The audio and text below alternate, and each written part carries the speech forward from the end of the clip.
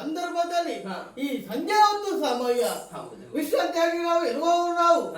ಆದರೆ ಈ ಹೊತ್ತಿನಲ್ಲಿ ನೀವು ನನ್ನನ್ನು ನೋಡುವುದಕ್ಕಾಗಿ ಬಂದಿದ್ದೀರಿ, ನನ್ನನ್ನು ಮಾತನಾಡುವುದಕ್ಕಾಗಿ ಏನೋ ವಿಷಯ ಇಟ್ಕೊಂಡೇ ಬಂದವರು ನೀವು.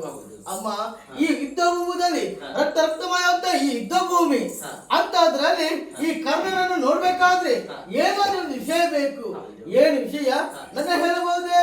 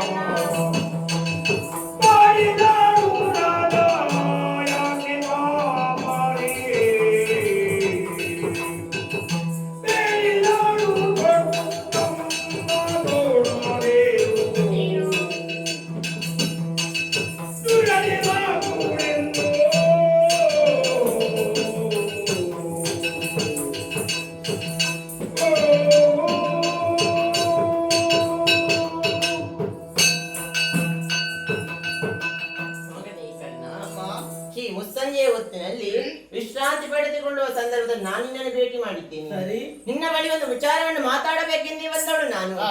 ಮಗನೇ, ನೀನು ನನ್ನದೇ ಮಗ ಕರ್ಣ. ಇದಕ್ಕೊಂದು ದೊಡ್ಡದಾದ ಕಥೆ ಉಂಟು. ಹಿಂದೆ ಸಂತಾನ ಭಾಗ್ಯ ಇಲ್ಲದ ಕಾಲದಲ್ಲಿ ದೇವರಿಂದ ವರವನ್ನು ಪಡೆದವಳು ನಾನು. ಮದುವೆಯ ಮುಂಚೆ ನಾನು ಆ ವರ ಫಲಿಸುತ್ತದೆ ಅಂತ ನೋಡೋದಕ್ಕಾಗಿ ಸೂರ್ಯ ದೇವರನ್ನೇ ಪ್ರಾರ್ಥಿಸಿದೆ. ಆತ ಒಪ್ಪಿ ಒಂದು ಮಗುವನ್ನು ಕೊಟ್ಟ. ಆ ಮಗುವೇ ನೀನು. ಆದರೆ ಮದುವೆ ಮುಂಚೆ ಮಕ್ಕಳು ಪಡೆದಂತಾದರೆ ಊರಿನವರು ಏನೋ ಎನ್ನುಕೊಳ್ಳುತ್ತಾರೆಂದು ಆ ಮಗುವನ್ನು ನೀರಿನ ಮೂಲಕ ತೇಳಿಬಿಟ್ಟೆ. ಆ ಮಗುವೇ ನೀನು. ಆದರೆ ಹಿಂದಾಗುವಾಗ ನನಗೆ 5 ಮಕ್ಕಳಿದ್ದಾರೆ. ನೀನು ನನ್ನ ಮಗನೇ. ಆದರೆ ಯುದ್ಧ ರಂಗದಲ್ಲಿ 5 ಮಕ್ಕಳನ್ನು ಹಳಿದೆಂತಾದರೆ ನನಗೆ ಕಷ್ಟವಾದಿತ್ತು. ಆ ಕಾರಣವಾಗಿ ನನ್ನ 5 ಮಕ್ಕಳಾದ ಪಂಚ ಪಾಂಡವರನ್ನು ಏನು ಮಾಡಬಾರದೆಂದು ನಿನ್ನಲ್ಲಿಗೆ ಬಂದದ್ದು ನಾನು. ಅಮ್ಮ, ಪಂಚ ಪಾಂಡವರು ತಾಯಿ ಹೌದು. ಆದ್ರೆ ನಿಮ್ಗೆ ಬಹಳ ಕಷ್ಟ ಬಂತು.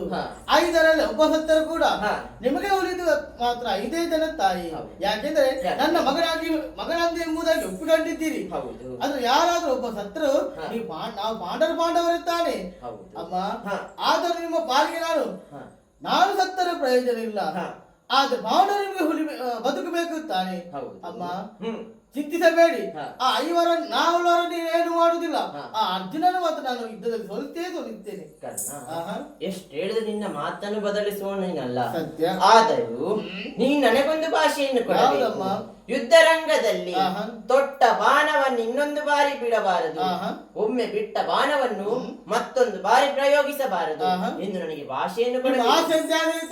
ಆಗಲಿ ಕರ್ಣ. ನಾನು ಕಡಿದು